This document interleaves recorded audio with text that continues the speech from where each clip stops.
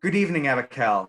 I'm Maestro Tommaso Topolo, and thank you for joining us again for part 2 of the Ask the Peer series, Order of Defense Edition. Tonight, we'll be answering the rest of the questions presented to the Order of Defense on Facebook. Once again, thank you all for all the questions you asked.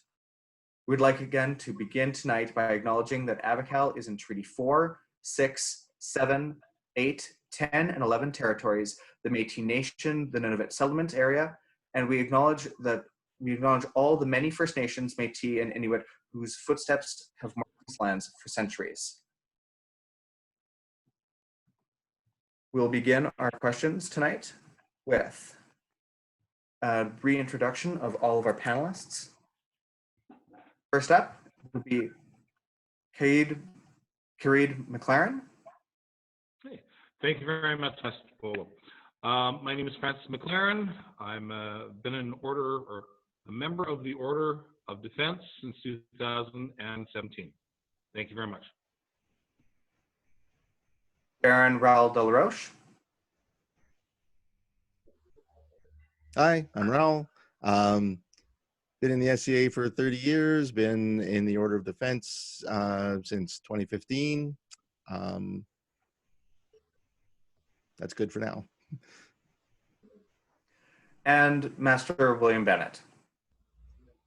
Thank you. I have been in the SCA for just over 20 years. I've been in the Order of Defense since 2015, and I am your Kingdom Rapier Marshal. And myself, once again, Maestro Tommaso Topolo. I will be your moderator for tonight and also answering a few questions. I have been in the SCA for a little over 10 years and have been a mod for just over 1. Our first question for tonight is, if you could make one change right now to improve the society, what would it be? So, the first thing I would like to speak to for answering this is I would like to see better transparency in the society as well as in the whole. When we look for transparency, this allows people to feel that they understand what's going on. We aren't a secret society. We aren't trying to hide information. We're here to build other people up. We're here to mentor and train. And it's just really hard when there is a lack of transparency. Now, that doesn't mean that transparency before was something that was done on purpose. Sometimes transparency is done because of a lack of knowing how to explain or knowing the best way to put things forward. Transparency also allows us to give clear expectations of people when it comes to how to handle situations, when it comes to being a better student. Clear expectations allow people to grow and build themselves as well as support the other community around them. So if this means a more concise or clear way of our students knowing what it means to move up the path if they choose to be a mod, if that means giving a clearer definition of what our goals or what our desires for them is, that's our best option. And also this helps with the grievance procedure. Things like transparency allow us to know how the Crown works when it comes to the to working with the board of directors in its banishment, but it also works with how the seneschalate work through the grievance procedure before that. It allows us to see all the different things that, and make sure that people aren't feeling that things are being swept under the rug. That is the most important part, is that we want to make sure that people don't feel like we are hiding things. So transparency is very useful, and sometimes we don't mean to feel like we're hiding information, but also at the same time, it's learning to have those tough conversations with people sometimes And that's a part of us growing as leaders and growing in ways to support the people that we are around. I would also like to ask Mclaren to speak onto this. Thank you very much. This is a phenomenal question. And myself and my brother, Don Van Horn, were chatting about it. And he said it much more succinctly when he said the idea was buy-in. The culture in Avacal is changing, and we have the opportunity to be the leaders, or all to be the leaders in this change. As an order, we need to buy into this. Buy-in from the populace, that we're willing to make that change and support the order while we try, while we learn, and while we grow. If the populace doesn't have that buy-in with us, they'll stop listening and nothing will be accomplished. We are all responsible to make these changes, not just parts of the kingdom or the crowns and the royalty, the peerage of the populace. A really good friend of mine recently made the comment, we rule because they believe. No one's rank precludes them from the dream or that hope that things can and will be better. But there is going to be work needed from everyone while this occurs. Thank you very much, Tommaso. Thank you. For our next question, we have, I wanted to participate in more rapier. When I started, one of the prominent people made some racist comments to me. And when I brought it to a peer's attention, they told me not to worry about it. The person didn't mean to it in any hurtful way. It's just their culture and the way that they were brought up. How is the mod going to work against apologetic behavior in the future? To speak to this first, I would ask Baron Rao. All right. We need to get better at this. We recognize that this has occurred in the past, and we need to not have it happen in the future. If the person who made the remark didn't mean it in a hurtful way, then they shouldn't mind it being pointed out that it did in fact cause hurt. Again, we need to call it out when we see it and not dismiss it or explain it away. We also need to reflect honestly on it when it's brought to our attention and consider the effects that our words have on others. This is something everyone has to do in order to be more inclusive, but it's something that we as an order are taking to heart. Thank you. Mclaren, would you speak on this as well? Thank you very much. I'm sorry you had this experience. We can't change that.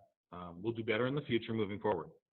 The Crown and the Peerages have all pledged to do our best to uphold and support every member of the kingdom, and we are and we will continue to work towards growth all the time. My own personal thoughts are, if you didn't like the answer you received from that peer, let them know. Ask if they'd be willing to go with you to another peer to discuss things. It lets more people know that this behavior is occurring so that we can make sure that Avacal is a safe and inclusive place for everyone, regardless of their rank or the time that they've actually been in the SCA. Thank you very much, Tommaso. Thank you. Next, we have, with cut and thrust becoming more common around the known world, do you feel that this is the next evolution of fencing in the society? Why or why not? Master William Bennett, would you please speak to this? I definitely will. Thank you very much. I'd like to start by saying that my answer is going to be my opinion. It's not the universal opinion of everyone in the order here, and especially not around the known world. For example, there's one kingdom where cut and thrust is the form of combat, and they only learn rapier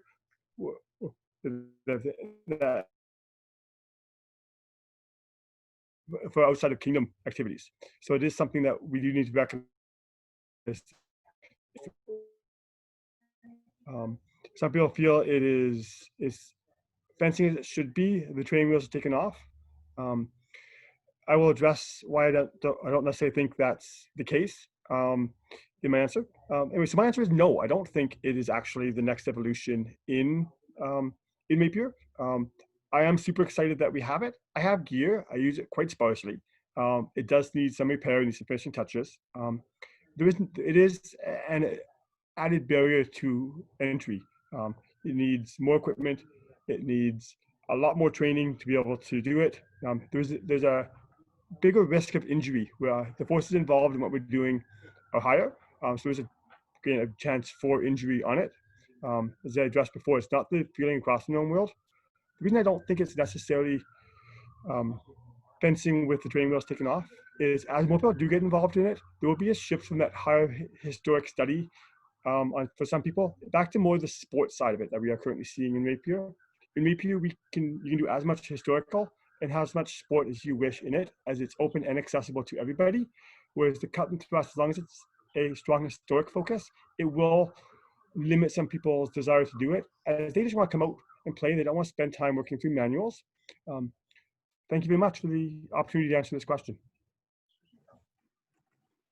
Wonderful. Creed Mclaren, would you speak to this as well? Okay. Once again, this is my personal opinion. Cut and thrust, it isn't growing as fast as some people think, and certain parts of the known world, it's even kind of dying out. However, if we take certain places or certain of the bigger events, such as Pentic and Estrella, it lets people actually fight in both styles in the tournament, if both parties agree. But less than 10% choose this option or were involved. Is this the next step in fencing evolution? I don't think so for the next short while in Avacal. However, it's a unique and awesome part of the culture, provides different skills and knowledge for the rapier community. It's a different aspect of rapier with a much more martial bent. In the SCA, it's not my personal favorite, but it's something that I always strive to support by marshaling, and I strongly encourage people to try it out, as you may discover that it is, your passion. So, thank you very much, Tommaso. Excellent. Our next question is, how do the Mod Council work through internal conflicts when they arise? What would you add or remove from the process if given a choice? Baron Rao, do you have a answer for this? Sure. Communication is the prime thing. We're a small group still, and we know each other fairly well. So when we have disagreements, we talk them out. In the end, we may still not agree with each other, but we usually have a better understanding of why we have the opinion that we do.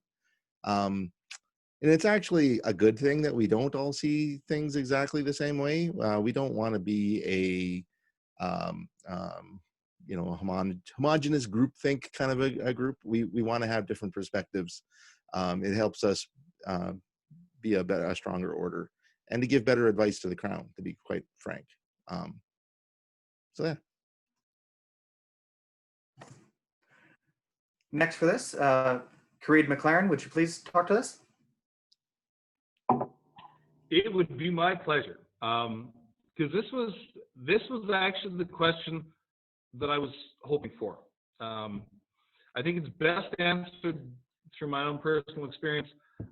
Recently, myself and another member of the order, we had really, really, really different opinions, and we continued to present our ideas back and forth until we reached a suitable, and I'll be honest, a really productive solution.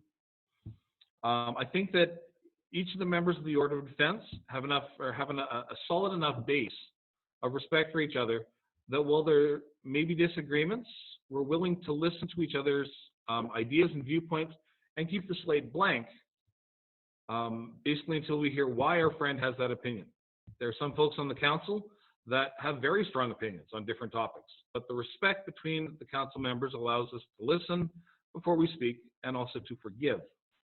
There have been a few times where we could have been better, missed shots or heated words, but this is our council, and we have each other's backs and are willing to say the things that need to be said to each other for the order to grow and move forward in a positive manner. The whole process builds respect for other people and their place on the journey.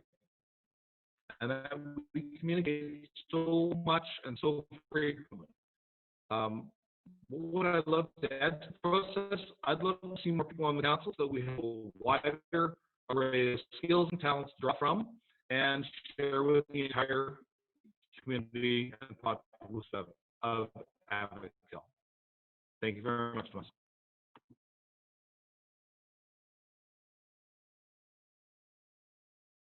All right, thank you very much. So our next question is, some rapier fighters have said they don't want to be a mod. Why? And is this a problem? We've asked Master William Bennett to speak on this. Thank you. As a group, we'd like to first address that if this question is coming from the perspective of, is it a problem for them to get feedback and instruction and coaching? Would they be ostracized if this isn't the path that they choose to walk? I want to assure you that that's not going to be the case. We are more than happy to teach and coach and support. You'll have a hard time getting some of us to stop teaching and coaching and supporting if you should ask any interest of it. You don't need to want to reach this as a mile marker on your path. Now onto my thoughts on this. My initial thought was, of course not, it's a problem. Everyone gets to choose how much they want to put into the SCA, how much they want to get out of it, how much of a producer they want to be, and how much of a consumer they want to be. It's fully their choice. There's no mandate of you must have a certain level of commitment or you must choose to do certain things or not do certain things. And that level of commitment and choices will vary from one aspect of the SCA to another. Just because someone wants to put a lot of effort into one area of the SCA doesn't mean that this is the area they want to put it in. Also, it's their hobby. They get to choose their level that they choose. The next thought I had was, it kind of makes me sad because it's pretty cool.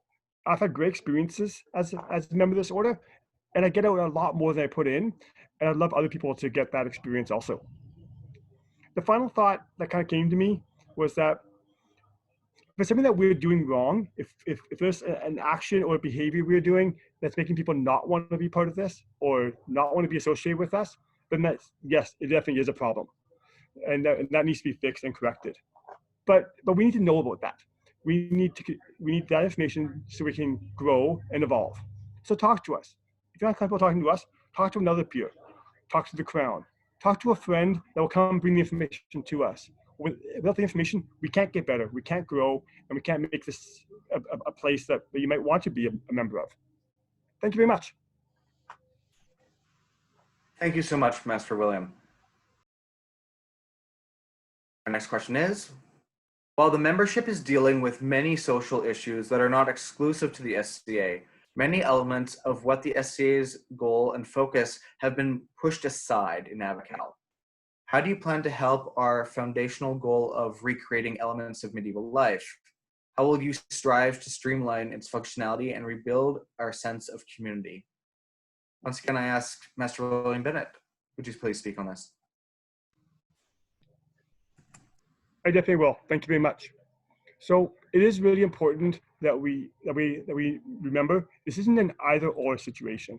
It isn't because we're dealing with social issues, we can't deal with historic life recreation things. Just because we're dealing with historic life recreation, those elements, that we can allow the social issues to fall by the wayside. The social issues are something that we are navigating and working on, and they are very important. And we need to constantly remember that they need to be worked on and constantly keep improving those. However, we can still work on historic life recreation. Right now, in a COVID world, we have classes online, there's information, there's interview panels. If you want to do something fencing related, there's brand new material, purely SCA related, every single day of the week. You could have hours of courses, of classes, of interviews, of information every day. And I haven't looked, but I will make a strong assumption that that same information is out there for many other aspects of SCA recreation and different elements of life. When we get back to being in person, of course, there'll be more direct hands-on things. There'll be classes and instruction hands-on. There'll be tournaments. There'll be sparring. Just because we are allowed to get back in person, we can't ignore the importance of remembering the social stuff. Thank you. Thank you very much, Master William. Baron Rao. Okay, when I saw this question, first I should say that Master William did an excellent job of answering the question, I think. If it's taken at its face value, part of one interpretation that occurred to me with this question was, it's about how do we get back to how things were before we had all of this talk about our, the social turmoil and whatnot that's going on. And my answer to that is we don't. There's a lot of that going on. It's in the world as we know it. The SCA exists in the modern world, and we have the same issues here, and we've got to deal with them. Like Master William said, there's no reason why we can't deal with those while we're focusing on our medieval recreation and the things that we always have done for fun. I honestly think that as we work our way through all of these issues, we're going to end up with a stronger community. It may feel like there's some divisiveness now, but once we've worked all these things out, I think that we'll have a more cohesive, stronger, and more inclusive community in the end. Thanks. Thank you so much. For our next question, we have, are only sexual predators broken stairs, or is it anyone that makes other people uncomfortable through words or deeds? Master William Bennett, could you speak to this? I definitely can. I am going to apologize at the start that I might be a little wandering, as this is something that I'm still working through, that I will constantly be working through, that I'm trying to educate myself and learn on. I will make missteps, and hopefully what I go through here isn't, but I appreciate any feedback people have for me to help me become a better person to deal with all of this. So having said that, there was some outside reading I did, and it was just the sexual predators and the like that were broken stairs. Its usage has evolved of late, and the way it is shifting in conversations I've had online. In Avacal, I've had some people say it's that guy. I don't like that term because the people of all gender IDs that can be the issues, not just men. So that guy, we're putting into those biases again. But the point is, some people think it's, it is a broader thing, which I agree with. Some people's usage can be anyone else makes someone uncomfortable. One of the tough parts about this question is the question itself sounds very simple. It's a yes or no. The unspoken part of this question is, what do we do about it?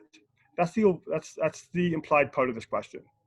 So at this point, what are we doing? We're taking time to listen, we're taking time to learn, we're having conversations about our thoughts, ideas on how to deal with the issue people. There's been a really good definition someone gave me that really it was a strong resonance to it for me. It's those individuals that have a warning label. Well, the response and action that we have to have based on what that warning label is will vary drastically. The sexual predator will be handled very differently from the person whose warning label is, don't loan that guy money. That's a warning label too, and that can be an issue, but you handle those very different ways. So we need to make sure that we're cognizant of being aware of what the issue is and dealing with it appropriately. Thank you. Wonderful. I'd also like to speak a little to this. And when it comes to the term broken stair, as Master William had said, some of the original use of this word was specifically for the idea of a sexual predator. But the analogy is actually quite broad. For those who don't know, the idea of a broken stair is that in an old house, there may be a stair that squeaks or that is missing. And instead of fixing it, you simply step around it. And instead of and I know it's there, and everybody else who lives in the house knows. And anytime a guest comes or somebody's new to the house, we simply say, "Oh, when you go up the stairs, third step over there. Just step around it. Just ignore it or pretend it's not there. It just not. It's broken, and we all know it. But I don't have time, or I haven't taken the time to fix it." With this type of thought, it's been utilized now a lot more into a more broad sense. So, as we were talking about before, the underlying issue with this is, yes, it is being used more broadly. We do have to be careful when utilizing this phrase because of some of the context that comes with it. And some people may see it as a very, very hurtful thing and as something worse. So we do have to mind how we phrase it and make sure that people understand that, sometimes people are broken stairs for small reasons. And sometimes they're more like missing stairs for larger proportions. But all in that is that the idea is that there are things that aren't talked about, things that we just pretend aren't there, like an elephant in the room. So a part of that is actually making sure that they are talked about. And we do that by, once again, using things like grievance procedure, talking to people, making sure that they're aware. If people aren't aware that they are a problem, or they think that they have solved their issue, but they may not have, and it is still being seen, then we still need to support everyone. We're here to support our community, and as we support them to grow and develop, and we can help them kind of bring back into the community and maybe not become a missing stair anymore, but actually becoming a functional stair in the entire organization, and something that is reliable and something that we can work on. And now we don't talk about it because it's no longer an issue. We may take time to check on it to make sure the repairs are made and are holding, but it's no longer an ongoing issue. So yes, it once was a definition for sexual predator, but colloquially it is evolving into something that's a little more general. So our next question is, some fighters do not seem to take shots from women or those they seem to think are lower on the fighting ladder than themselves. They often try to argue or bully their way when they do get hit, and when it is more obvious, or they may call a double death just so that they can refight the pass. How are the mod going to deal with these type of people in the future? I'm going to first step in and talk on this. And when it comes to this, I'm going to take a more social aspect to this, and that is, we need to make sure that these people are called out when we do see these issues. Bring it to the attention of one of us or a marshal, simply so that we can deal with this within a grievance procedure. If you are seeing this as a problem that's ongoing, or you're seeing it or for somebody else and you want to speak to it, please do. We're here to fight with honor, and we need to remember that we aren't, although we're here to win a tournament sometimes, winning a tournament but without honor is detrimental to us. So we want to make sure that when people are seen as acting out, this is a problem, and we have to speak to it as soon as possible, so that it doesn't get swept away or forgotten about. Or if you are hurt by this and this is an ongoing issue, that you don't continue to be re-hurt or re-traumatized over and over again until you finally feel like there's nothing else that can be done. We want to help you and support you in whatever way that is. And we want to make sure that you feel just as important in this group as anybody else. And no one else is good enough or better than anyone else to not fight in a way with honor. We also need to remember that we talk to people. We have to call out when we see people who are acting in a way just directly to show off and in ways that we don't like. So please come talk to us. If we don't see it, we need to know, and believe us that when we do see it, we will be having conversations to correct this, but we also want to make sure that everybody is supported. I'd like to direct the rest of this over to our Kingdom Rapier Marshal, Master William Bennett. Thank you, Mr. Tommaso. Very well answered. And I want to say I fully support everything that Tommaso said. I'm going to answer very quickly a little bit from an order of defense perspective for myself. Fully supporting everything that Tommaso said. So it'd be a bit redundant on that. There was some reports in the past of this sort of behavior, even before there was order of defense, of people having these behaviors. Often those behaviors would happen at times when we weren't around to see the behavior, to correct it at the time. So that did become an issue at the time. This really comes down to being an educational and emotional issue. We need to foster an environment where the concerns are brought up, where people aren't worried about bringing up something. We know that there's often a perceived power differential in cases, and that can be a major factor. We need to make sure we try to eliminate those. If it doesn't seem right for you at the time, say something. If you're uncomfortable saying something at the time, look around the ERIC, ask one of the order members to come onto the ERIC to talk it through. Now, putting on my Kingdom Marshal hat here, one of the roles of the Marshal is fair witness. The Marshal should be able to say, from their perspective, what the last 3 or 4 shots in the engagement were. We do understand that very often what is seen from outside is not the same experience as the people in the mask. And that's something we do need to remember, is the Marshals do not always have the same experience as you do. They'll just tell you, from my perspective, this is what I saw. Or, you know what, I was behind the body and didn't notice at the time. They'll be fully honest of what they saw. That's something that we need to make sure that we are coaching and educating our Marshals on. I'm hoping to help rephrase and change the expectations of what the Marshals expected them to be doing themselves. So this becomes easier for us to do.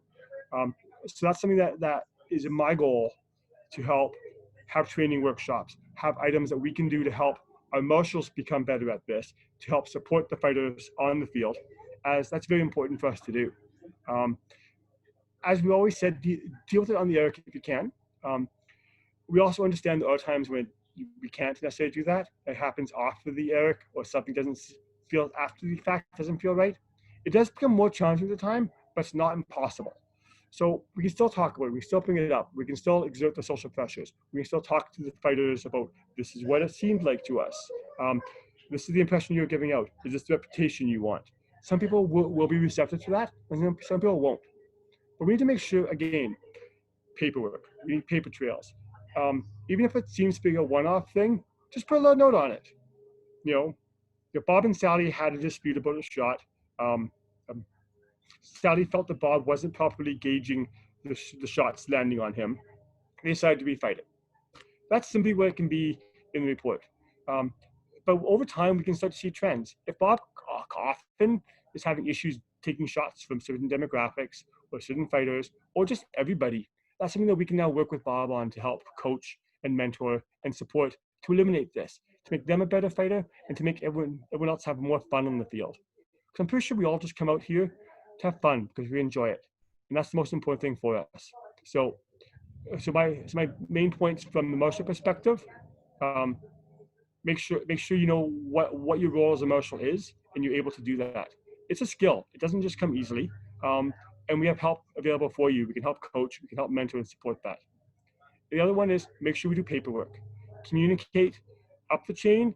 I'm doing a very strong effort to try to communicate back down the chain to make sure everyone knows what's going on. And we have a stronger Marshal, which will hopefully give us a stronger fighting pool, which will hopefully give us a stronger community and a stronger SCA. Thank you.